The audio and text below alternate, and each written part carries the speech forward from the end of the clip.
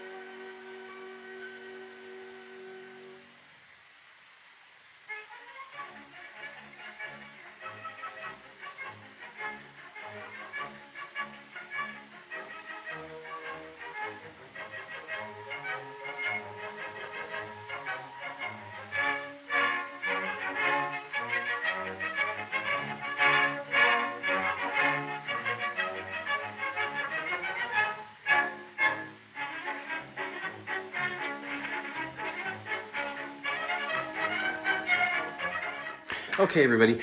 Hi there, I'm Scott from the Old Curiosity Shop. I thought I would show you just a little bit more of what's going on with the preparation for tonight's EAPG extravaganza number 3. So what's happening now is, and I'm going to move the camera, none of this is scripted or rehearsed or anything. So I've got glass laid out on the table. And what Karen and I are doing now via email and texting and JPEGs and whatnot is deciding what's in tonight's sale and what's not, because I've got probably 100 pieces of this glass, and hopefully I can sell maybe 30 pieces tonight, maybe 35 if we go a little bit more than 2 hours. So take a look. Let me bring you over here. Ignore the mess in this house. That's what the dining room table looks like. This is what the floor looks like. Now, that piece of furniture isn't even supposed to be sitting there. Neither are those tubs. Oh my gosh, this is awful. I can't believe I'm letting you see this, but I'm letting you see it. So here's more glass on the floor. And, oh, by the way, I do have antique escutcheons to put up. So I haven't done it yet, but I've got them. And this is some of my autumn decor. And, I mean, you know, I'm just always doing something. Okay, but I want to show, I'm not selling that big punch bowl. Let me come over here. All right, I need to turn the camera around, so hold on for a second, folks. This is better. Now you can see what I'm doing. So I'm making decisions about what's in and what's out for the sale tonight. Let me move the camera slowly. I don't want to make you dizzy. Okay, so for instance, what I'm working on now is my little list here. And I'm starting to curate a certain section of the show tonight, which will be colored glass, which is, you don't find a lot of it in EAPG. But for example, all right, let's bring you up here. We'll put you right here. Okay, now with this piece, I have assigned it number 13. Okay, and so on my paper here, I'm going to be filling out numbers 1 through, I'm going to go up to, I've only numbered up to 25, but I'm going to try to get up to 35. I don't know how much we'll be able to sell. But number 13, let me put that back in here before I forget. Okay. Number 13 on my paper, I've just written down Huntington, number 45. So that's the pattern. And what did I say that was? Number 13. Okay, so then I come over here to these. All right, here's number 13. See, I've written that here, right? So it all corresponds. So you can see Huntington Glass Company, number 45. OMN stands for Original Manufacturer's Name by the Huntington Glass Company of Huntington, West Virginia. So the OMN, Original Manufacturer's Name, is just number 45. They didn't name it anything. All right, they didn't give it a cutesy-pootsy name. That's what the company called it, line number 45. They operated from 1892 to 1898.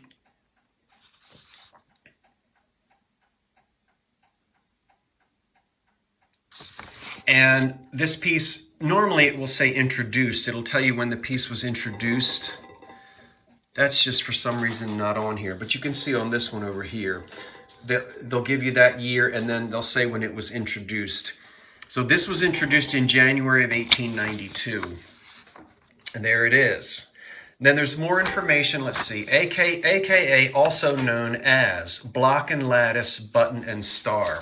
So these names, block and lattice, button and star, these are names over the years that collectors have given this.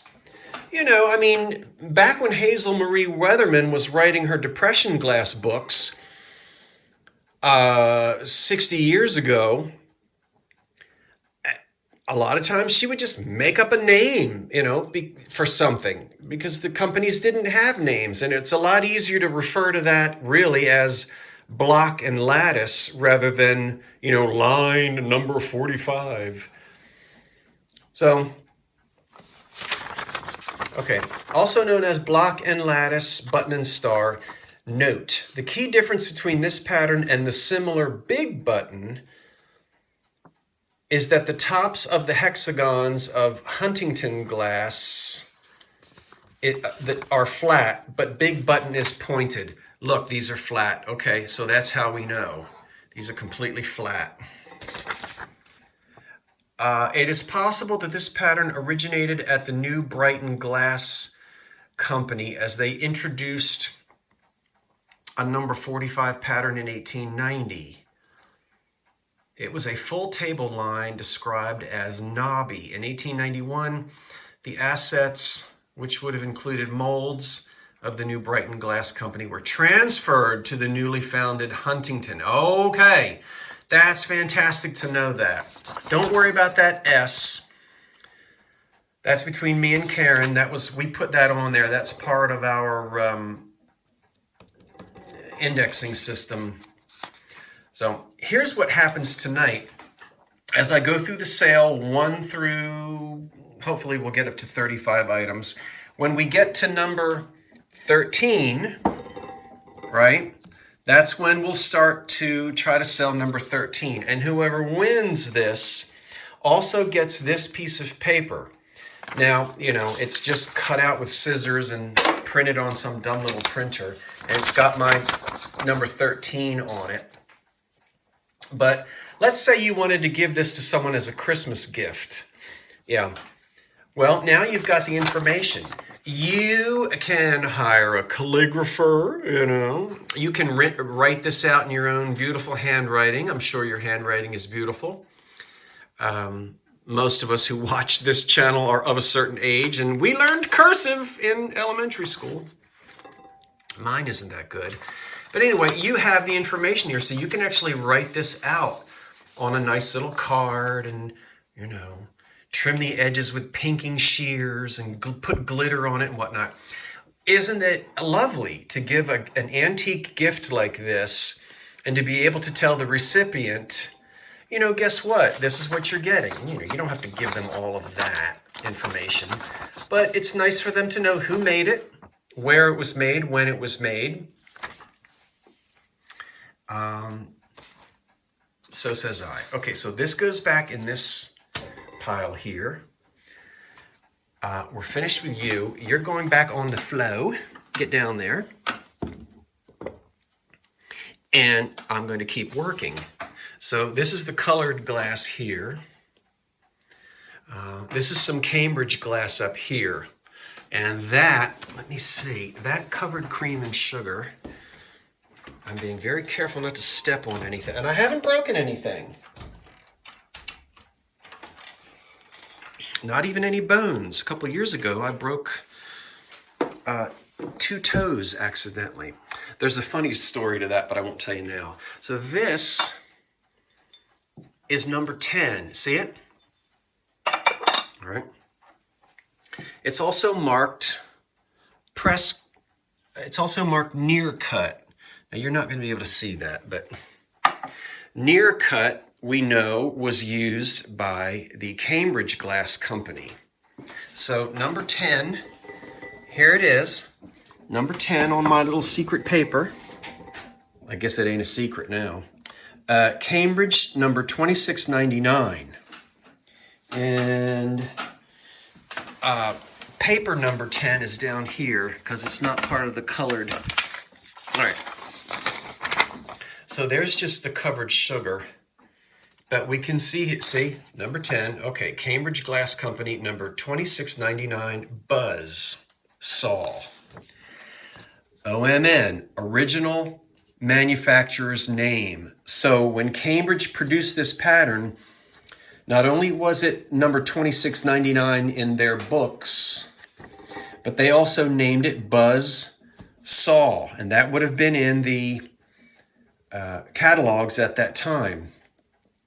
Cambridge Glass Company, la la la la la, we know when they operated, 1902 to 1958, and that cream and sugar was available to the buying public in 1909. Note, Miami Valley Study Group indicates the Buzzsaw line was introduced for the 1909 selling season. How about that? And there it is. So you get that with the glass. And I think having this information for yourself, or if you're going to pass the glass on as a gift. Look at this cover. Look at this one down here. That's number 16. What is number 16? That's a covered butter. Look at that ruby. What's number 16?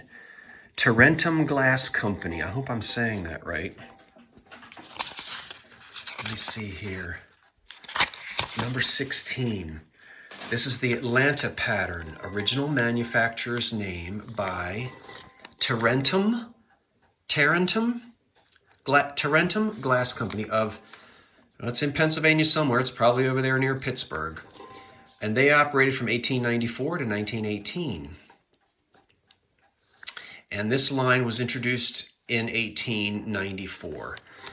Also known as Diamond and Teardrops or Royal Crystal. Yeah, and there it is. Again, the M was something between me and Karen. And then you can see this information comes from the EAPG database, which I've printed out. And down below, they'll tell you that the shape is a butter. These are butter, cheese, and honey dishes, right? Okay, and then they tell you who the contributor is. So that's whoever that is. Now, I'm proud to say, are happy to say that Karen and I, between the two of us, we have contributed. I think Karen has contributed about 4 pieces on her own, and between the two of us, we have documented 6 additional pieces. So between Karen and me, we've added about 10 pieces to the database, and when you go to the database, down here where it says contributor, you'll see the name Karen Williams under some of the glass. And I told Karen, and I'm not saying this because I want you to pat me on the back. I'm telling you this because if you see Karen's name and not mine, I want Karen to take the credit, not me. And simply because I want her name to be on there and not mine. And she did not insist that, I insisted it. So don't give me a round of applause, give Karen a round of applause, but not me. But I just wanted to say that because I don't want you to think, well, why does Karen get her name on there, but Scott doesn't get his name? I don't want my name on there. So I'm working on the rest of this. We'll have the choo-choo train. Oh my gosh, I almost don't want to sell that, but I am. Look at this covered. This is a covered, what they would call cracker, or biscuit. And I know, we all know that in England, a biscuit is a cookie, right? Okay. And so a biscuit is something else in America, but you'll still see sometimes that referred to as a biscuit or a cracker, which it is, with its covered lid. Now, don't get too excited because not necessarily everything here is going to be in tonight's sale. I'm still curating it. And as I said, you ain't seen nothing yet, boys and girls. I can take you into another room, which I'm not going to do. And there are another 50 pieces of this all over the floor. So I'm going to spend the rest of the afternoon working on this. Let me turn the camera back around. Well, it really has been a joy and a learning experience to collaborate with Karen Williams. to put these EAPG sales together. And I want to thank you, the public, for appreciating this glass and saving it from the dumpsters. My ancestors are a part of this history. Some of your ancestors are as well, whether they were manufacturers or whether they were consumers. We should all be proud of our glass history in this country and understand that there's almost no one left today except for maybe a handful of companies that are producing anything even close to this. And so one piece at a time, we're saving American glass history. And I want to thank you. I'm so excited. I can't wait to see you tonight. It's at 8 o'clock. Now, take a nap this afternoon because we're all adjusting from the time change. And I have a feeling this sale tonight is going to go past 10 p.m. just a little bit. So not only are we going to have beautiful colored glass and also patterns that you know, I also have some sets of goblets. And let me show you them quickly, or I'm just going to say stem, because as soon as I say wine, people, wine glasses 100 years ago are not necessarily the same shape as wine glasses that we know of today. So we're just going to refer to these as stems, and you can drink out of them whatever you want. I can't remember to tell you, but I'll tell you, I think I might have 10 of these. You'll know tonight, but look at that. Yeah. This is cherry. No surprise there. Manufactured by Bakewell, Piers and Company of Pittsburgh, Pennsylvania. They operated from 1807 until 1882. This pattern was introduced in the 1870s, and I've got either 8 or 10 of these. How about Christmas dinner? And you raise your glasses, yeah? Whether it's whatever you're drinking, and you say, "Ladies and gentlemen, I have an announcement to make. The libation of which you are about to partake will be drunk from a piece of glass made in Pittsburgh in the 1870s. So there. It'll be unique. You'll start a family tradition. So we'll have these tonight at the sale. You say, why are all these in Pittsburgh? You had the labor force. You had voluminous amounts of natural gas, which we needed to fire up the furnaces because they ran 24 hours a day.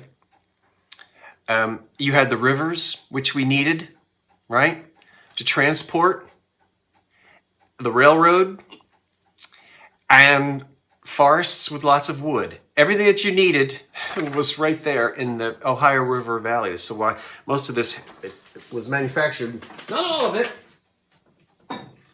but a lot of it in that area. You guys already knew that. Look at this. How about that? I've got several of these. And when I can, I print out catalog pages. That is an original copy of a trade catalog. And this is what this is what would be. Now, this one came from the Pottery and Glass and Brass Salesman catalog of November. It's hard for me to see. 1910. And this is Duncan and Sons, George and Company, number 45. That's what they called it, just line number 45. And this is George and Son, Mount Washington, Pennsylvania. They operated from 1893 to 1900. Now you say, well, wait a minute, Duncan and Miller. Okay, remember, a lot of these family names carry on, yeah? They come up again in different corporations, different companies. But this is the EAPG company of Duncan, and This particular line was introduced in 1900. 1900. So we're, end of the Gilded Age. Also known as starred loop. You might want to know what it says on this. This is from the original catalog, and you can see there's the pattern. And that's the same thing we've got here. Coincident with the popular clamor. This is funny. I get a kick out of reading these old catalogs. They're very flowery with their language. Let's see what they say. Our number 45, a cut pattern in pressed glassware. Now this is pressed. And then it says, coincident with the popular clamor for cheap cut glass, there is an interesting demand for cut patterns in high-grade pressed glassware. Some buy them because pressed glass is the best they can afford. Others for economy's sake. Why not take on our number 45 line? It's the pick of the cut patterns in pressed glass. It's a winner in every retail shop where shown. Send for illustrated catalog number 45 and a price list. The Duncan, and this is Washington, Pennsylvania. Now this one, at this point, the name has changed from Duncan & Sons, George & Company to the Duncan Miller and Glass Company. Same people. And then they give all the addresses and such and so forth.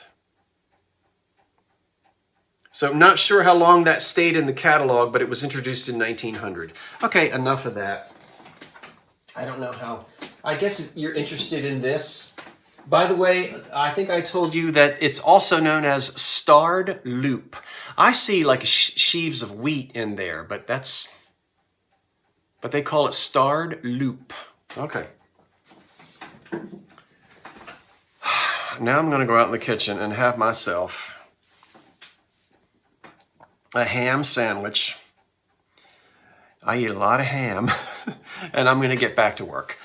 Thanks for watching. We'll see you tonight at 8 o'clock. And I'm so excited for the third annual. Well, not annual. This is the third one this year. EAPG extravaganza. Thanks for watching. Wait for the cat. Thank you, Karen, for your help. So long for now.